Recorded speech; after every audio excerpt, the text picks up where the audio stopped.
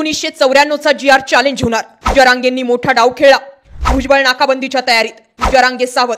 कोर्टातील लढाईसाठी आणि मैदानावरील लढाईसाठी सुद्धा. विखे पाटील मराठ्यांच्या बाजूने ठाम. भुजबळ आणि ओबीसी नेत्यांमध्ये एकमत होईना. आपलं आरक्षण काढणार. हाकेबेंबीच्या देठापासून सांगतात, पण लोक मागे उभे राहायला तयार नाही. नेमकं घडलंय का? जे होणार होतं तेच घडलं. शेवटी भुजबळांनी कोर्टात जाण्याची भाषा केली आहे. वकिलांसोबत कागदपत्रांची जुळवाजुळव केली आहे. पुढच्या 2-4 दिवसांमध्ये हायकोर्टामध्ये या संदर्भात याचिका जाणार आहे. जरांगेंच्या बाजूने सुद्धा कॅव्हेट दाखल करण्यात आलं. जोपर्यंत आमची बाजू ऐकून घेत नाही तोपर्यंत जी.आर संबंधित काही निर्णय घेऊ नका, यासाठी कोर्टातील लढाईसाठी जरांगे सज्ज झाल्याचं दिसतंय. जर आजचा जी.आर फसवा आहे आणि असा जी.आर जर काढताच येत नसेल तर मग 1994चा जी.आर सुद्धा कोर्टात चॅलेंज होणार असं सांगून मनोज जरांगेंनी एक पाऊल पुढचं टाकलं. दरम्यान जर विचार केला तर शरद पवार महाराष्ट्राचे मुख्यमंत्री असताना 1994 साली त्यांनी असाच आरक्षणासंबंधित जी.आर काढला होता, ज्यामुळेच ओबीसींचं 10% आरक्षण जे आहे ते 17% पोहोचलं होतं.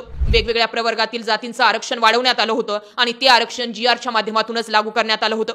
मग असं असेल तर ते सुद्धा आरक्षण आम्ही कोर्टात चॅलेंज करणार, या भूमिकेवर मनोज जरांगे आलेत. एकंदरीत जर विचार करायचा ठरला तर एकीकडनं भुजबळ आणि दुसरीकडे जरांगे सध्या बरोबरीची चाल खेळतायत. फरक इतकाच की भुजबळांनी कितीही ताकद लावली तरीही ओबीसी समाज जेवढा मराठा समाज जरांगेंच्या मागे उभा आहे तेवढा ओबीसी समाज भुजबळ आपल्या मागे उभे करू शकणार नाहीत. त्याला कारण म्हणजे 2023ला ज्यावेळी मनोज जरांगेंच्या आंदोलनावेळी बरोबरीच्या रेसला भुजबळ उतरले होते तेव्हाही ओबीसी नेते आणि भुजबळ यांचे एकमत झालं नव्हतं आणि आताही ते होताना दिसत नाहीये.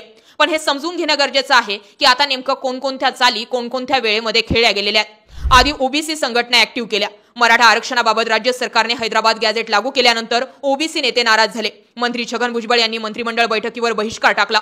लागोलाग भुजबळ यांनी वांद्र्यात ओबीसी नेत्यांची बैठक बोलवली. सरकारच्या निर्णयामुळे ओबीसी आरक्षणाला धक्का पोहोचण्याची शक्यता असल्यानं ओबीसी संघटना आक्रमक केल्या.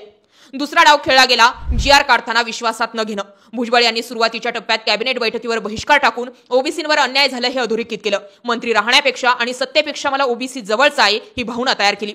तिसरा डाव टाकला सरकारला कोर्टात खेचण्याची भाषा करून. राज्य सरकारने जारी केलेल्या हैदराबाद गॅझेटरच्या जी.आर विरोधात भुजबळ आक्रमक झाले. कोर्टात खेचण्याच्या तयारीत आले. 2 दिवसात मुंबई हायकोर्टात ते याचिका दाखल करणार असल्याची माहिती आहे. गेल्या 4 दिवसांपासून भुजबळ यांची विविध वकिलांसोबत चर्चा सुरू आहे आणि त्यामुळे जर भुजबळ कोर्टात जाणार असतील तर आम्हीही कोर्टात जाणार अशी भूमिका जरांगेंनी घेतली. हे सगळे लक्षात घेता जरांगेंनी काय काय सूत्र हलवली त्यावरही नजर टाकूया. मराठा आरक्षणाच्या जी.आर बाबत कॅव्हेट दाखल करणं. जरांगे यांचे समर्थक गंगाधर काळकुटे यांच्याकडून सर्वोच्च न्यायालय आणि उच्च न्यायालयात मराठा आरक्षणाच्या जी.आर बाबत कॅव्हेट दाखल करण्यात आलंय. 5 पानांचं हे कॅव्हेट असणार आहे. मराठा समाजाची बाजू ऐकून घेतल्याशिवाय मराठा आरक्षणाबाबत कोणताही जी.आर रद्द करू नये असं या कॅव्हेटमध्ये म्हटलंय. दुसरा डाव खेळला गेला तो म्हणजे गॅलेक्सी हॉस्पिटलमध्ये जरांगेंची विखे पाटलांनी घेतलेली भेट. जी.आर फसवा आहे आणि जरांगे यांचं आंदोलन गुंडाळण्यासाठी सरकारने कागद हाती दिला. पुढे याचे काही होऊ शकणार नाही अशा बातम्या जरांगे यांनी आंदोलन मागे घेतल्यानंतर पेरल्या गेल्या. दरम्यान राधाकृष्ण विखे पाटील यांनी सुरुवातीपासून भूमिका ठाम ठेवली. यात फसवेगिरी काहीच नाही. मात्र समाधान होत नव्हतं म्हणून विखे पाटलांनी थेट गॅलेक्सी हॉस्पिटल गाठलं आणि जरांगेंना पुन्हा विश्वासात घेतलं. दरम्यान जी.आर बाबत ज्यांना कोणाचे काही प्रश्न असतील त्यांना तोंड द्यायला मी तयार आहे असं सांगून राधाकृष्ण विखेंनी एक मोठा डाव खेळला. तिसरा डाव खेळला गेलाय तो म्हणजे भाजीपाला आणि दूध बंद करण्याची धमकी. 2 महिन्यात जर हैदराबाद गॅझेटरनुसार प्रमाणपत्र मिळालं नाही, जर आम्हाला आरक्षण दिलं नाही तर आम्ही मुंबईकरांचा भाजीपाला दूध बंद करू अशी धमकी मनोज जरांगेंनी दिली आहे. तसंच हे बंद झालं तर मुंबईकर काय वाळू खाणार का असा सवालही मनोज जरांगेंनी विचारला. फसवेगिरी असेल तर सुधारित जी.आर देण्याची अट हा चौथा डाव होता. जर फसवेगिरी असेल तर तुम्हाला काही जरी झालं तर सुधारित नवीन जी.आर द्यावा लागणार आहे. हे अगोदरच जरांगेंनी मान्य करून घेतलं होतं. खचणार नाही. काही चूक झाली तर आणखी लढा द्यायला तयार आहे.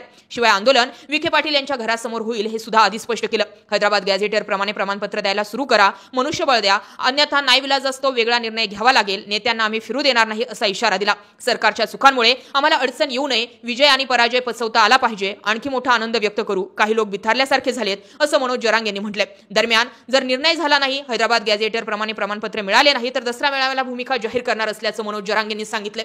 एकंदरीत जर विचार केला तर जरांगे सुद्धा बरोबरीचा डाव खेळतायत आणि त्यामुळे या डावात नेमकं कोण हरणार आणि कोण जिंकणार हे पाहण्यासारखं असणार आहे. याबाबत तुम्हाला काय वाटतंय?